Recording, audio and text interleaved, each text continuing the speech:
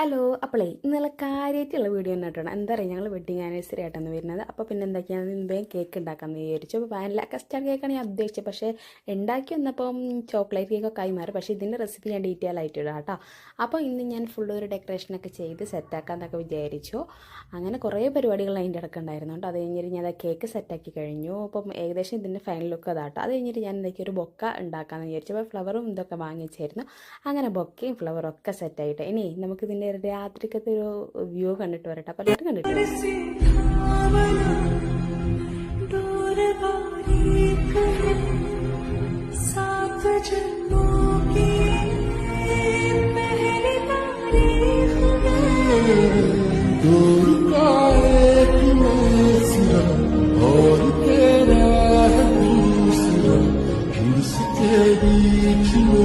Teरी